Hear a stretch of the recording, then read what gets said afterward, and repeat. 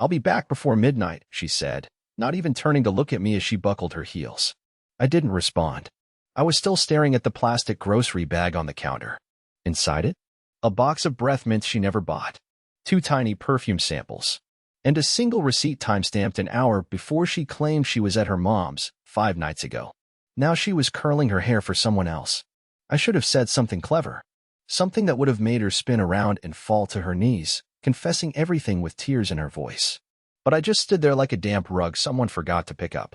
She grabbed her coat, the one she only wore when she wanted to feel confident, which really meant feel desirable. Her phone buzzed. She smiled at the screen like it was a secret joke only she understood. Then she said it, with her back still to me, with her voice too casual. "I have a date tonight." She didn't even pause, just kept putting on her lipstick in the hallway mirror. The word bounced around in my skull like a loose screw. A date. She said it like she was announcing rain in the forecast. She didn't say "with a friend," or "nothing serious," or even "you don't need to worry." She just dropped it there like a cinder block. I asked, softly, "Do I even matter anymore?" She scoffed, actually scoffed, and waved one hand in the air. "Don't be dramatic, Ellis. It's just dinner. Just dinner. Funny how people say just when they know they're doing something wrong. Just flirting. Just drinks. Just one night. Just tired. Just stressed. Just not you." My voice cracked in my throat, but I pushed the words out anyway. "You think this is power, Tessa? Walking out and letting someone else hold your attention like I never existed." She turned, slowly. Her eyes were wide. Surprised? Angry? Maybe both. "I didn't cheat," she said. Yet, it hit me harder than if she had. I nodded, once, then said carefully and without raising my voice, "Go. But know this, when you come back, the door might open, but nothing behind it will feel like home anymore. Whatever version of me you remember will be gone." She didn't speak. Not because she didn't have something to say, but because, for the first time, she realized I meant every word. And yet, she left anyway. The silence after the door closed was worse than I expected. The clock ticked too loudly. The ice in my glass melted untouched. The ceiling fan spun in slow judgment above me. She said she had a date, but I think, without knowing it, she had her last conversation with the man who still believed in her. The thing no one warns you about is how betrayal doesn't sound like gunfire. It sounds like silence. It doesn't slam doors or crash windows. It just whispers, quietly, over and over in your mind, "You're not enough." And that whisper had been ringing in my ears since Tessa walked out with her lipstick still drying. I sat on the couch for a long time after she left, doing what I always do when I'm spiraling. I picked at the frayed edge of the throw pillow she hated. She said it made the couch look sad. That night, I agreed. It was 7:42 p.m. when I finally stood up. Her phone charger was still plugged into the outlet by the kitchen counter. I stared at it for almost a full minute, debating whether to yank it from the wall or leave it exactly how it was, as if my reaction might determine how real her date was. I ended up doing nothing. Like always. That's when I smelled it. Garlic. It was faint, but definitely there. A rich, buttery scent wafting through the kitchen window. Tessa hadn't cooked in weeks, said she was too tired after work, but suddenly, the house next door was full of life. Laughter, clinking glasses, music. Something between jazz and something French. It was coming from the Carmichaels' house. Only, the Carmichaels were on vacation. They'd mentioned it last week during trash day, flying out to Boise for their daughter's college thing. So who was cooking in their house? Curiosity got the better of me. I flicked off the kitchen light, tiptoed to the blinds, and peeked out through the slats like I was in some low-budget thriller. What I saw made my stomach pitch like I was on a boat. There she was, Tessa, in the Carmichaels' dining room, sitting at the table, laughing, drinking wine. Not with her cousin, not with some old friend. With him. The guy from her office I'd asked about a month ago. The one who'd been liking all her photos on social media and showing up in stories she barely tried to explain. Gregory. God, even his name sounded smug. They were alone. She had lied right to my face, walked out our door, and gone 3 doors down to have dinner in someone else's empty house with the man who'd been haunting my thoughts. And she was smiling. Genuinely. Like nothing about it was wrong. Like I was already gone and this was just the next chapter of her new story. A story she clearly didn't want me in anymore. I pulled back from the window like I'd just seen something obscene. My heart was thumping so loud I felt it in my fingertips. My brain scrambled for meaning. Had they planned this? Was this a one-time thing? Had they used the Carmichael's key? Did they break in? Or had this been happening for longer than I ever guessed? I backed away from the window, nearly tripping over the cat, who hissed at me and darted into the hallway. My head was spinning. Everything inside me screamed to storm over there, pound on the door, make a scene. But I didn't. Because I remembered what I had said earlier. That if she walked out, she wouldn't find the same man waiting when she returned. I meant it. And now I had to act like it. I walked into the bedroom, opened her top drawer, the one she guarded like it held sacred texts. Inside were old photos, receipts, that expensive lipstick she said was too bold for work. I took one picture out, the two of us on our 3rd anniversary. She was looking at the camera, but I was looking at her. I held it in my hand for a while. Then I folded it. And just like her story, I bent it until the parts that mattered were no longer visible. I had no idea what I was going to do next. But I knew I wouldn't be sitting in that house when she came home smelling like garlic and lies. I didn't leave right away. I don't know why. Maybe I needed to hear the lie before I buried the truth. Maybe I still wanted to believe there was some tiny, improbable chance that what I saw wasn't what it looked like. That she was over there borrowing something or helping with a leak or rehearsing a play about infidelity. Ridiculous, I know. But when you're already halfway broken, you'll grab onto any fragment that promises not to cut you deeper. I stayed up. Lights off. Music off. Just the ticking of the hallway clock and the faint, mocking sound of dishes being cleared 3 houses down. I didn't move from the armchair. I just stared at the front door, waiting to see what kind of actress my wife would be tonight. Sweet? Apologetic? Dismissive? It was 11:56 when the doorknob turned. I heard her heels first, the click-clack across the tile. Then her voice. Hey babe, she called, setting her keys in the bowl like it was any other night. Sorry I'm late. Jules got all emotional and we ended up watching that awful romance movie with the ghost guy. You would have hated it. Her coat was off. She kicked off her shoes and walked into the living room. Saw me. Stiffened. Just for a second. You scared me, she said, recovering quickly. Why are you sitting in the dark? I didn't answer right away. Just looked at her. Her hair was a little frizzier than when she left, her lipstick faded but still visible. She smelled like expensive food and aftershave I didn't own. Her phone buzzed in her purse. She didn't even check it. That was mistake number 1. Jules, I repeated slowly, watching her every blink. Emotional night? Yeah. You know how she gets, she said, reaching into the fridge for a bottle of water, her back to me. Especially with the whole thing about her ex showing up at her job. Mistake number 2. Julie had moved to Florida 3 months ago to start a dog grooming business. She wasn't even in the state. I stood. Quietly. You sure you weren't somewhere else? I asked. She turned, bottle in hand. What's that supposed to mean? I said carefully, each word its own little blade. It's strange you say you were with Julie, when I watched you have dinner across the street with Greg in the Carmichael's house. You know, the one that's supposed to be empty because they're on vacation. There it was. The crack. It showed in her eyes before her lips even moved. Her pupils darted toward the window like she could rewind the night by willpower alone. What? You were spying on me. That's what she went with. Not denial. Not confusion. Accusation. Classic deflection. Mistake number 3. No, I said calmly. I was standing in our kitchen watching you laugh with the man you swore was just a coworker, while you trespassed in our neighbor's home like a damn parody of a soap opera villain. She didn't speak. Her hands gripped the water bottle so tight the plastic crinkled. You planned this, I continued. Probably had it all mapped out. Thought I'd be asleep. Thought the lights were off. But here's the thing, Tessa. You never really looked at me. Not really. If you had, you'd know I've been suspicious for weeks. And tonight? You handed me proof on a silver platter. Now she spoke. It was just dinner, she said softly. Just dinner, Ellis. I needed to feel wanted. I snapped. Special? Alive? Spare me. You wanted to feel adored without having to earn it. You wanted the high without paying the price. Tears gathered at the corners of her eyes, but I didn't care anymore. I wasn't being cruel, just honest. You know what hurts the most? I asked. You didn't even bother to lie well. You thought so little of me that you didn't need to. She tried to speak, but no words came. She stood in our kitchen like a stranger caught sneaking out with silverware. I'm going upstairs, I finally said. Tomorrow, you're going to decide what you want to stay and fix this, or keep sneaking off like a coward and pretending you're the victim when you get caught.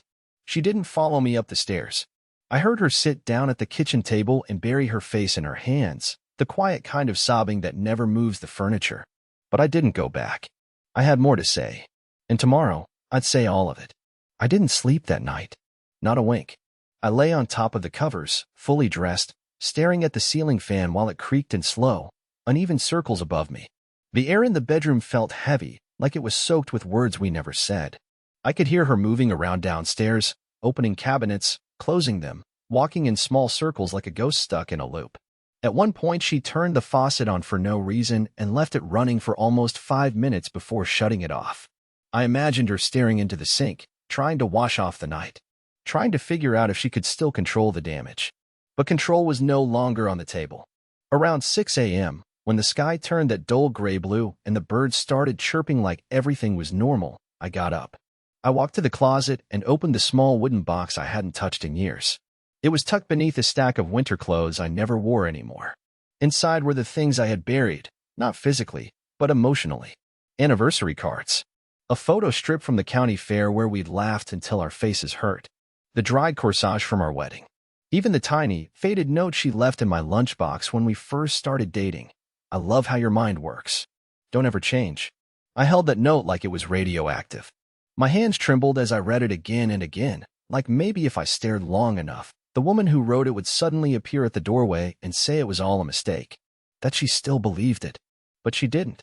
And I was starting to realize she probably hadn't believed it for a long time. By the time I made it downstairs, she was curled on the couch, still wearing the same dress from the night before.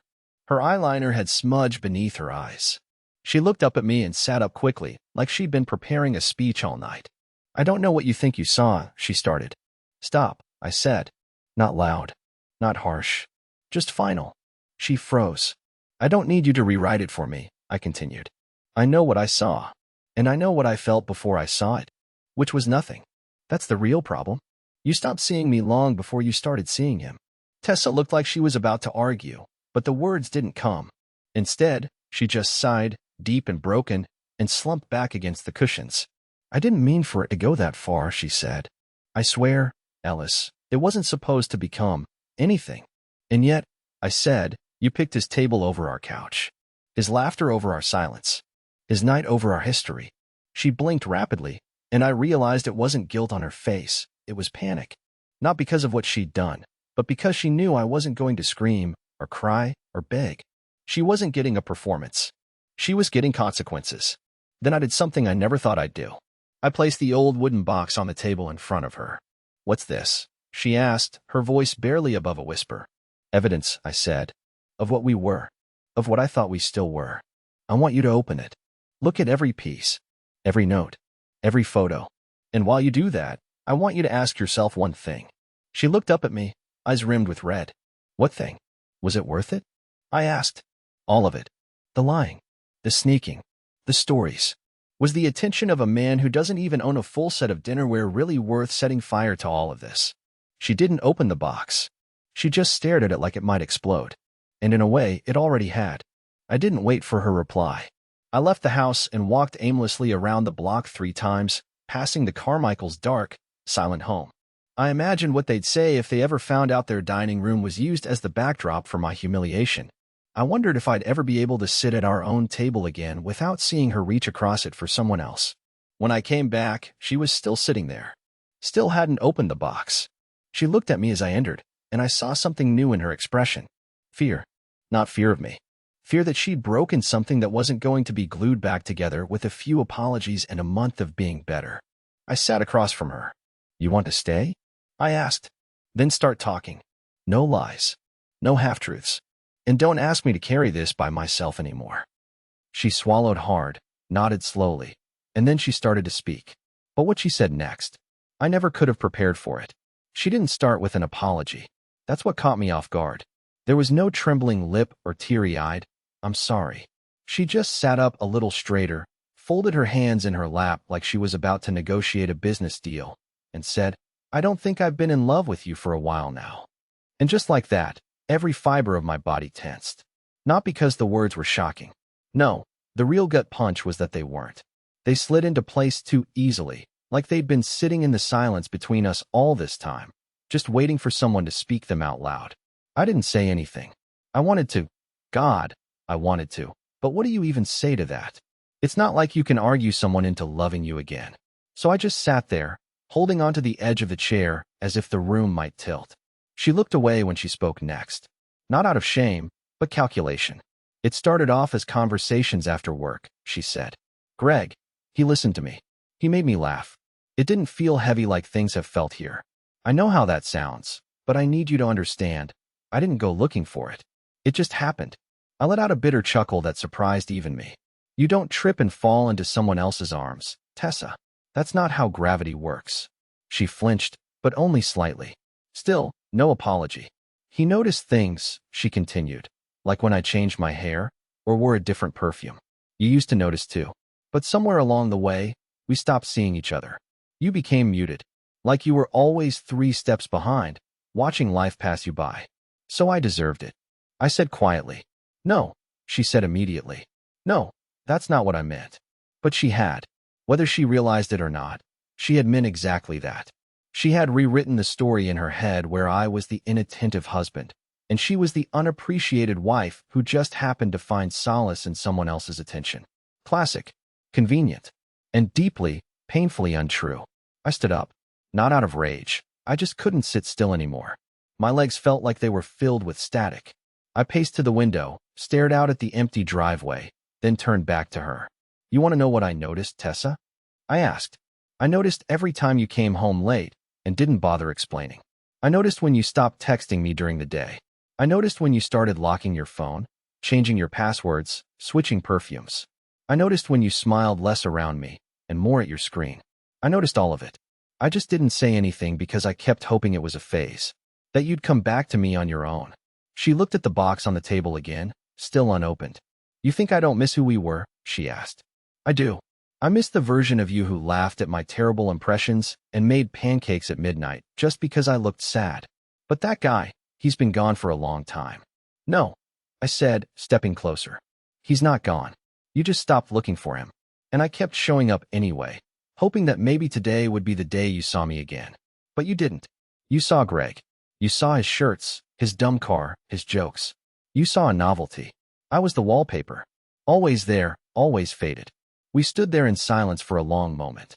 Then she finally reached for the box. Her fingers hovered over the lid. She opened it slowly and began to sift through the photos, the notes, the pieces of us I'd kept like proof that we'd once been something worth believing in. She held up the photo strip from the county fair, stared at it for a long time. I remember this, she whispered. You spilled root beer on your shirt and blamed the cup. And you got mad because it splashed on your shoes, I said. You didn't speak to me the whole ride home. But then we got tacos and you forgave me. She smiled faintly, but it didn't reach her eyes. She was remembering, but not regretting. Ellis, she began. And that's when I cut her off. No, don't say it. Not yet. Because I don't think you even know what you want. You're still trying to convince yourself this wasn't cheating. That it wasn't betrayal. You're clinging to technicalities while I'm bleeding out in the gray area. She bit her lip. Hard. But still, no apology. No ownership. And that was the moment something shifted in me. Not anger. Not despair. Resolve. I picked up the box. Closed it gently. Set it under my arm. You don't have to pick right now, I said. But I'm going to give you some space. You need to decide if this, us, is something you want to fight for, or something you're just afraid to end. But I won't stay in this limbo. I won't be your wallpaper anymore. Where will you go? She asked quietly. Somewhere I can hear myself think, I said. Somewhere I'm not sitting across from someone who won't admit they broke my heart. Then I walked upstairs, packed a bag, and left. I didn't slam the door, but I made sure it closed behind me. I stayed at an old roadside motel 2 towns over, the kind where the vending machine flickers and the air conditioning wheezes like it's struggling to stay alive. Room 104 smelled faintly of cigarette ash and artificial lemon, but it was quiet. No framed photos of me and her on the nightstand. No memories clinging to the walls. No shadows pretending not to know my name. Just me, the hum of the mini fridge, and a TV that played local weather reports on loop. I didn't turn my phone off. I wanted to. Every part of me screamed to chuck it into the motel pool and listen to silence, but something in me still needed the tether. Like some desperate part of me wanted to believe she'd chase after me. That she'd text some version of please come back, or even, I made a mistake. But instead, I got nothing for the first 12 hours. Then, finally, her name lit up my screen. 1:42 p.m. Are you okay? That was it. No. I'm sorry. No, can we talk? Just those 3 words. The kind of text you send when you're afraid of guilt but not ready to admit fault. It wasn't love. It wasn't remorse. It was a check-in. A temperature read. I didn't respond. An hour later, another ping. 2:57 p.m. I think we both need to calm down before we say things we can't take back. That one made me laugh out loud. Actually laugh. Like a hollow sound that echoed off the motel walls. Say things we can't take back? She'd already done things we couldn't take back. And now I was the one who might say something too real? I turned the phone off for the rest of the night. The next morning, I drove out to a lake we used to visit years ago. A quiet spot tucked behind a nature preserve where the trees dipped low into the water like they were bowing. I hadn't been there in forever. It was cooler than I remembered. The bench by the edge was still there, though weathered and faded, and I sat on it like an old friend. I watched the ripples and tried to find stillness inside myself. I got close. Until I turned my phone back on. 7 new messages. The first few were what you'd expect. Please just talk to me. We've been through worse. Don't throw it all away. But it was the last message that pulled something sharp and freezing straight through my spine. 9:26 a.m. You shouldn't have gone through my stuff. That was private. I reread it 3 times. My hands literally shook. I hadn't gone through her things since the night I found the receipt in her coat pocket, and even then, I hadn't dug. That box I gave her? That was mine. The keepsakes were mine. But this message, it was a confession hidden in a reprimand. It confirmed what I suspected but hadn't dared say out loud. She had more to hide. And she thought the worst part was me finding it. I called my friend Hal, the only person I trusted enough to talk to about this. He'd been through a nasty divorce 2 years back, and while I always thought he was being dramatic, now I realized he had just been a few steps ahead of me. Ellis, he said, his voice as dry as sandpaper, if she's worried about privacy after lying to your face, that's not a wife. That's a roommate with legal rights. I didn't laugh this time. He told me to go home. Not to talk. Not to yell. Just go back, grab the rest of my stuff, and make a plan. Make it real, he said. Don't keep pretending this is fixable if it's not. I drove back that evening, parked across the street, and just sat in the car for a long time watching the light in the living room flicker. The curtain was slightly open. She was pacing, talking on the phone. I couldn't hear anything, but I could read body language like a second language by now. She was stressed. Her arms were moving too fast, her head jerking toward the window like she knew I was coming. I walked up the porch slowly. The door wasn't locked. She didn't expect it to be over yet. She turned when I walked in and said my name like it tasted strange in her mouth. Ellis. I didn't reply. There was a bag already packed by the door. Going somewhere? I asked. She hesitated. I thought maybe we could have space. I didn't want you to feel uncomfortable if you came back. I looked at the bag, then at her, and I saw it, the thing I hadn't let myself admit until now. She wasn't sorry. She was scared, not of losing me, but of losing the convenience of me. The familiarity, the backup plan. I'd been her emotional storage unit for years, and now the lease was ending. I walked past her, went upstairs, and opened the drawer she always kept locked. The one she once told me was full of journals and old documents she didn't want to misplace. I knew better now. Turns out, she wasn't even careful anymore. There was a second phone inside. Not her usual one. Smaller. Older. Hidden under a stack of envelopes. I didn't need a password. She hadn't set one. What I saw next changed everything. And no, it wasn't just text from Greg. It was someone else entirely. It took me a moment to realize what I was looking at. The phone was old, the kind of burner people keep when they don't want to be found. The casing was cracked near the bottom, and the screen lit up sluggishly, like even it was reluctant to wake up. The wallpaper was blank. No smiling photo. No dog or sunset. Just gray. There were only 2 apps on the home screen, messages and contacts. And only 5 saved contacts in total. For had generic names like Kelly or Dentist, probably fake. But the 5th, Liam, do not text here. My stomach dropped. I tapped the thread, and what spilled out across the screen wasn't flirty nonsense or poorly hidden meetups. It was weeks, maybe months, of messages that spelled out something so much worse than just another affair. This wasn't someone she had a fling with. This was someone she had a plan with. Liam's messages were precise, clipped, always pushing. Did you tell him yet? We're wasting time. I'm not waiting another month while you decide if you're ready. Ellis isn't going to just let you walk. There were photos too. Blurry images of hotel keycards, a reservation receipt for a beach house 2 states away. She'd told me she was going to a wellness retreat next month for solo reflection. I thought it was a phase, a midlife panic. Turns out, it was an exit strategy. I scrolled further, my hands trembling, my heart pumping fire and ice through every vein. And then I saw it. The one message that slammed everything shut inside me. From Tessa, 2 weeks ago. He still has no clue. I could leave tomorrow, and Ellis would hold the door open. I felt something break right behind my ribs. Not a crack, not even a tear. Something deeper, something permanent. The kind of break you don't come back from, because what gets destroyed isn't a thing, it's a belief. I took a screenshot of the whole thread, sent it to my email just in case I needed evidence for later. My brain was moving like it had just switched into survival mode, and my fingers followed. I placed the phone back exactly where I found it. She would never know I saw it. Not yet. Downstairs, I could hear her moving again. The soft shuffle of feet across hardwood, the clink of glass against the sink. She was likely preparing her story, rehearsing a version of events where everything made sense. A little regret, some miscommunication, maybe even a touch of tears. But she didn't know that script was already on fire. I walked downstairs and watched her from the doorway of the kitchen. She looked up, startled, holding a half-empty glass of wine in one hand like it was her last lifeline. "You're still here," she said cautiously. "For now," I said.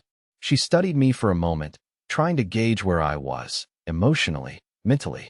She didn't speak, just took a slow sip and tried to pretend she wasn't terrified. "I need to ask you something," I said. "And I want you to answer without lying or dancing around the truth." She nodded, but I could already see the gears spinning behind her eyes. "Who was Liam?" The glass slipped a little in her grip. Not enough to drop, just enough to show me everything. She didn't answer immediately. Her throat moved like she was swallowing something sharp. "You went through my phone?" "No," I said calmly. "I went through our closet. You left it open. I guess you weren't as careful as you thought." There was a long silence. One where I could almost hear her trying to build a wall between us fast enough to survive the collapse. "He's someone I used to know. We ran into each other again at a friend's thing. It wasn't supposed to turn into anything, but he kept reaching out. And you planned to run," I interrupted. "Not just cheat. Leave. With him."